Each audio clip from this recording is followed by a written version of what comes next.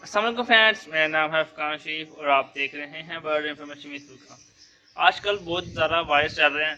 पहले तो कबूतरों में आया था, यानी कि रानी खेत की बीमारी, यानी कि पोल्ट्री की जितनी भी थी उसमें बहुत बड़ा वायरस आया था, जिसकी वजह से बहुत लोगों को बहुत ज़्यादा नुकसान हुआ। उनके पूरे के पूरे शहर तबाह हो गए। तो जिनके पास कबूतर वगैरह थे उनका भी बहुत ख़राब हुआ है, यानी कि इनका भी बहुत नुकसान हुआ है। उनके पास जिन्होंने कीमती बर्ड्स रखे थे, यानी कि उड़ाने वाले वगैरह फैंसी हो गए, यानी कि फैंसी में बहुत ज़्यादा वैरायटियाँ आ जाती हैं, उसमें लोगों के बहुत वो मरे हैं। मेरे से बहुत अफसोस हुआ कि लोगों की तरह नुकसान हो चुका है। मैं सोचा मैं आपके साथ इस वीडियो को शेयर करूँ और आपको बताऊँ कि आपने इस वायरस से अपने बर्ड्स को बचाना ज़रूर है, और आप कैसे बचा सकते हैं ये भी मैं आपको बताऊँगा इस वीडियो में। आपने इस वीडियो को अगर लाइक नहीं किया, इस वीडियो को लाइक जरूर कर दिया, और इस चैनल को पर आप नए हैं तो इस चैनल को सब्सक्राइब जरूर कर दीजिएगा, ताकि आपके पास आपको हर आने वाली नई वीडियो बर वक्त मिलती रहे। देखिए फ्रेंड्स, मैंने सब बच्चों को अलग अलग कर दिया। ये रिंगनेक के बच्चे इधर पड़े हुए हैं, 3, इसको इधर अलग कर लिया है। और लैस रिंग का जो कल एक बच्चा मरा था उसके साथ का ये है, इसको मैंने अलग रखा हुआ है इनसे। ऐसा आपके पास कोई ऐसा इशू हो तो आप उनको अलग कर लें जल्दी, ताकि वो वायरस आगे ना फैले। वो वायरस आपके बर्ड्स के में शिफ्ट हो जाएगा, जिसकी वजह से आपके बर्ड्स बीमार हो जाएंगे।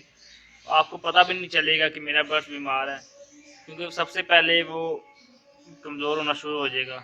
नज़ला तो होगा ही, फिर वो कमज़ोर हो जाना शुरू हो जाएगा। जो खाता है वो हज़म भी नहीं करेगा, उल्टियाँ वगैरह करेगा। अगर हम उसको पैराडोल सिरप भी दें तो उसका कोई फ़ायदा नहीं होगा उसको। तो आप उसके लिए बेहतर है कि आप उसकी वैक्सीनेशन करना स्टार्ट कर दें। तीन तीन दिन का 3 से 4 दिन का प्रोसीजर होता है। एंथ्रोमाइसिन है, वो टैबलेट है, पिंक कलर की होती है वो वैब्रामाइसिन है जो एंटीबायोटिक हम इस्तेमाल करवाते हैं। वो आम है, वो हर किसी को मिल जाएगी। एंथ्रोसिन 100 रुपये का पता है तकरीबन, और 60 रुपये का वैब्रामाइसिन है।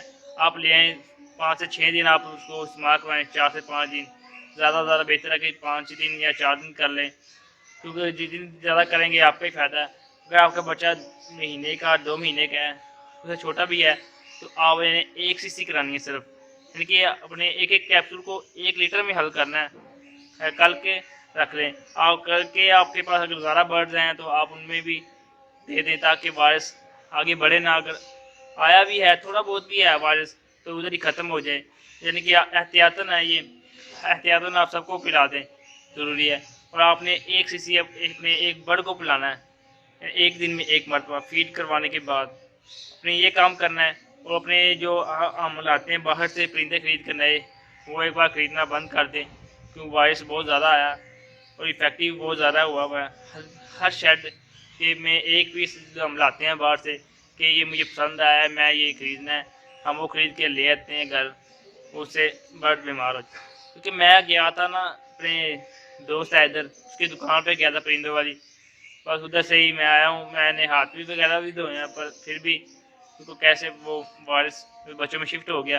मैं आपको दिखाऊंगा नीचे जाके मैंने अपने बच्चों को कैसे अलग अलग रखा हुआ है, जो थोड़े इफ़ेक्टिव लग रहे थे मुझे, यानी कि मेरी नज़रों में इफ़ेक्टिव थे या लग रहे थे, क्योंकि उसके साथ का लैक्सविंग का पेड़ था ना पूरा, मेरी फीमेल मर गई है, मेल रह गया, उसको मैंने अलग कर लिया।